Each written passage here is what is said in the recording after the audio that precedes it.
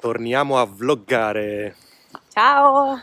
Stiamo andando al Parco Massari perché oggi facciamo una visita guidata, noi due e i genitori di Giulia, e faremo la visita della Ferrara ebraica, vero? Esatto, sì, Sì. Quindi andremo a visitare il ghetto ebraico, perché Ferrara ha un ghetto ebraico molto molto importante.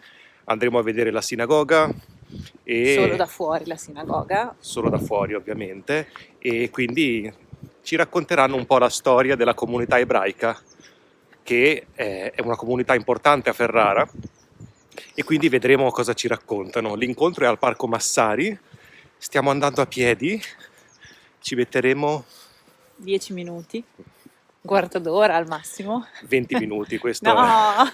Sì, no, Giulia non è molto brava a calcolare i tempi. No, è perché Francesco cammina più lentamente di me. Ok, e niente, oggi fa freddissimo. Non è vero.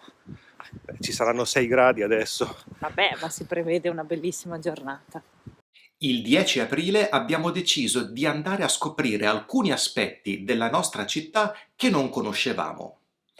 E grazie alla società Arte e Musei, che organizza visite guidate nelle principali città italiane, abbiamo scelto questa visita guidata, la Ferrara ebraica.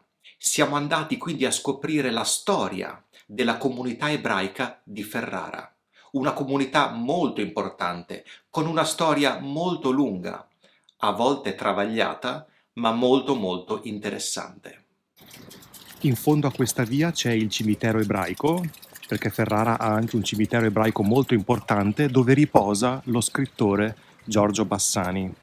Purtroppo il cimitero ebraico non farà parte del percorso di oggi, ma farò un video sul cimitero ebraico e parlerò di Giorgio Bassani in un video molto molto presto, anzi in più video, perché merita più video il caro Giorgio. Il punto di incontro, nonché di inizio della visita, è stato il Parco Massari, il parco più grande all'interno delle mura di Ferrara. Questo è il Parco Massari, che è il parco più grande di Ferrara all'interno delle mura. E qui io venivo spesso da piccolo perché c'erano gli animali. In particolare mi ricordo che c'erano le caprette, mi piaceva guardare i pesci dentro quella fontana e i bambini adorano arrampicarsi su quell'albero che c'è proprio all'entrata. Ma che cosa c'entra il Parco Massari con la comunità ebraica? C'entra per diversi motivi. Il Parco Massari fa parte della città rinascimentale di Ferrara, una parte della città che è stata costruita proprio grazie al contributo economico della comunità ebraica di Ferrara. Parleremo di tutto questo tra poco. Vorrei soffermarmi su questa zona di Ferrara, quella città nuova che è stata costruita per volontà di Ercole I d'Este dopo il 1492. In questo periodo Ercole I d'Este, il secondo duca di Ferrara, commissionò all'architetto Biagio Rossetti la creazione di una città nuova, moderna, con un piano regolatore ben definito e assolutamente innovativo. Ferrara diventò la città più moderna d'Europa, nonché una delle più ricche. Nacquero palazzi e giardini elegantissimi e famosi in tutto il continente. Palazzi e giardini che dovevano essere degni della corte estense e degni anche della moglie di Ercole I d'Este, perché lui era un duca, ma sua moglie era una principessa, la principessa Eleonora d'Aragona. Voleva quindi garantirle una città elegante, nonché una residenza estremamente elegante, come quella del castello di Ferrara. Quindi il primo motivo che lega il Parco Massari alla comunità ebraica è che si trova proprio in una città che è stata costruita per volontà del duca, ma grazie al contributo della comunità ebraica, ma questo lo vedremo tra pochissimo. Il secondo motivo che lega il Parco Massari alla comunità ebraica è che questo parco è stato di ispirazione allo scrittore Giorgio Bassani per il suo Giardino dei Finzi Contini e il suo omonimo romanzo. Quando sei al Parco Massari, sei nel Giardino dei Finzi Contini di Giorgio Bassani. Giorgio Bassani è uno scrittore del secolo scorso molto importante, che ha vissuto la propria infanzia e la propria adolescenza proprio a Ferrara. La sua famiglia era ferrarese, ma di origine ebraica, quindi lui stesso era collegato alla comunità ebraica. Fuggì a Roma nel 1943 a causa della promulgazione delle leggi razziali e del rastrellamento dei ghetti ebraici, ma questo farà parte di un altro video. Ecco, il nostro gruppo è arrivato alla guida, credo.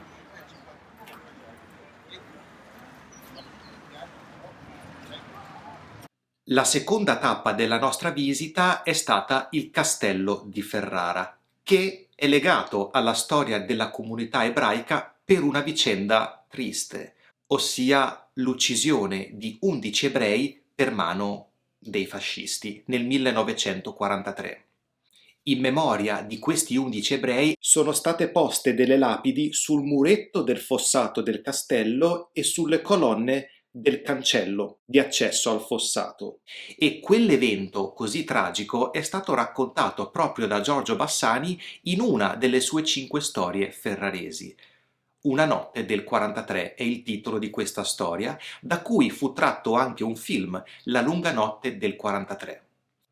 All'interno della storia si racconta proprio l'uccisione di questi ebrei sotto agli occhi del farmacista che abitava proprio di fronte al castello, ma che non raccontò mai niente per protezione personale. Lasciando il castello abbiamo attraversato la piazza, il centro di Ferrara, per raggiungere il ghetto ebraico, quel quartiere in cui abitava la comunità ebraica, che aveva via Sabbioni, oggi via Mazzini, come via principale, e qui vi erano i negozi degli ebrei e tuttora è presente la loro sinagoga. Il ghetto fu chiuso nel 1859 in seguito all'emancipazione degli ebrei e poi successivamente anche all'unità d'Italia. Un giro nel ghetto ebraico di Ferrara è d'obbligo per chi si trova in questa città e questa zona è molto affascinante anche di sera. Ma quando inizia la storia della comunità ebraica a Ferrara?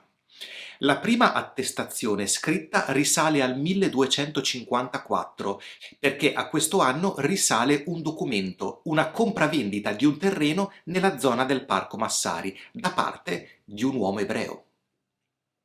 In realtà si pensa che gli ebrei siano presenti a Ferrara già dal 1000-1100, anche se non esiste un'attestazione scritta di tutto questo. Ma se questo fosse vero, la comunità ebraica compierebbe quasi 1000 anni. E in tutto questo tempo vedremo che ha dato un grandissimo contributo allo sviluppo della città. In realtà a Ferrara convivevano 3 diverse comunità ebraiche. Gli ebrei italiani, che erano stanziati in Italia e dal sud si erano spostati verso nord, la comunità sefardita, che proveniva dalla Spagna, sono fuggiti dalla Spagna perché, ovviamente, non professando la religione cattolica, non erano più ben accetti. E poi gli ebrei ashkenaziti, che erano stanziati nelle attuali regioni della Germania e della Polonia, che sono dovuti scappare perché considerati la causa della peste del 1348. Queste comunità si ritrovarono a Ferrara perché furono accolte a braccia aperte dalla corte estense. Ercole I d'Este sapeva che gli ebrei erano dei grandissimi commercianti e quindi sapeva che avrebbero portato un grandissimo contributo economico e culturale alla città di Ferrara. E infatti la comunità ebraica contribuì tantissimo alla fioritura e allo sviluppo della città di Ferrara. Cominciarono anche a sviluppare le proprie attività nella nostra città e a pagare anche le tasse, ovviamente. Nessuno fa niente per niente. Nel 1627, nelle città dello Stato Pontificio, di cui anche Ferrara faceva parte, si decise di chiudere le zone in cui abitavano gli ebrei e a Ferrara furono eretti 5 portoni che a un certo punto della giornata chiudevano e isolavano il ghetto ebraico dal resto della città. Questi portoni furono poi aperti da Napoleone a un certo punto della storia, ma furono poi chiusi nuovamente dopo Napoleone. Quindi gli ebrei si trovarono isolati. La presenza dei ghetti permise anche la fioritura culturale della comunità ebraica. All'interno dei ghetti erano presenti le sinagoghe, all'interno del quale gli ebrei si riunivano, leggevano, studiavano. L'istruzione era una componente fondamentale della vita e della cultura ebraica. E all'interno di questi ghetti quindi si è sviluppata, è fiorita la comunità ebraica, nata proprio anche dall'incontro fra i tre riti, il rito italiano, il rito sefardita e il rito ashkenazita. La sinagoga principale è quella presente in via Mazzini, un edificio acquistato da un certo Melli, un ricco banchiere, che ha deciso di donare alla comunità ebraica di Ferrara. Secondo le leggi del tempo emesse dallo Stato Pontificio, le sinagoghe delle comunità ebraiche non dovevano avere segni distintivi e infatti inizialmente la sinagoga si confondeva con gli altri palazzi. E inoltre c'era il divieto per gli ebrei di aprire nuove sinagoghe. Non si potevano aprire altre sinagoghe e quindi loro cosa hanno deciso di fare? Hanno deciso di aprire più sinagoghe all'interno dello stesso palazzo. Successivamente alla Seconda Guerra Mondiale fu posta una lapide che ricordava i nomi di alcuni ebrei deportati e mai più tornati. Fu creata anche la sinagoga sefardita nell'attuale via Vittoria, intorno alla quale i palazzi ricordano un po' l'architettura del sud della Spagna. Di fianco al portone della sinagoga sefardita è presente un'iscrizione che cita questo. Il 20 novembre 1492 il duca Ercole I d'Este, proteso a trasformare mirabilmente il volto della sua capitale, onde farne la prima città moderna europea, invitò gli ebrei esuli dalla Spagna a trovare in Ferrara una nuova ospitale patria e ad apportarvi il contributo del loro ingegno. Da allora e per secoli in questo edificio fiorì la splendida sinagoga spagnola, distrutta nel 1944 per mano dei nazifascisti e di cui venne diffuso in Italia e in Europa il prezioso messaggio della cultura sefardita. Quella dei sefarditi era anche la comunità più ricca, erano dei grandi commercianti di spezie, tessuti e materiali preziosi. Non a caso Ercole I d'Este, il duca di Ferrara, aveva selezionato e invitato le famiglie sefardite più ricche. Aveva aperto le porte agli ebrei, ma molto spesso agli ebrei più ricchi, proprio perché avrebbero dato questo grande contributo che ha portato poi allo sviluppo, alla fioritura di Ferrara e della città rinascimentale, che ha portato, come anticipato prima, Ferrara a essere la città più moderna, una delle città più ricche d'Europa del tempo e una delle 6 città interamente patrimonio dell'UNESCO. Oggi Ferrara conta poco più di 100 componenti della comunità ebraica, la maggior parte sono molto anziani, il rabbino stesso è piuttosto anziano e anche forse preoccupato per il destino di questa comunità che ha dato questo contributo alla città, ma il cui destino è incerto, visto che il numero tende a diminuire sempre di più. A Ferrara è stato istituito anche il Museo Nazionale dell'Ebraismo e della Shoah, che spero di visitare molto presto. Terminata questa visita così arricchente e così interessante, ci siamo concessi un buon pranzo in uno dei locali più famosi di Ferrara. Finita la visita, aperitivo fatto. Esatto, e adesso andiamo a pranzo fuori da Cusina e Bottega, cucina Esatto. tipica ferrarese. Cucina tipica ferrarese da leccarsi i baffi. La visita è stata davvero molto interessante, ci è piaciuta Sì, tanto. abbiamo scoperto tante cose che non sapevamo.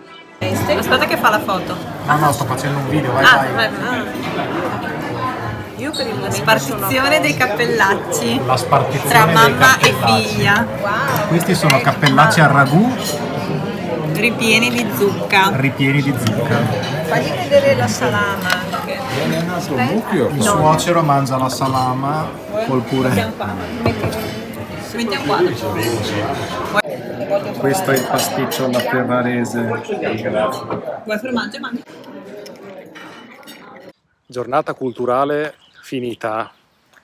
Ti è piaciuta? Moltissimo, sì. La visita per Ferrara è stata super interessante, è stato bellissimo. Poi abbiamo mangiato benissimo. Abbiamo mangiato benissimo come dei ninin, come si dice, come dei maialini. Adesso torniamo a casa.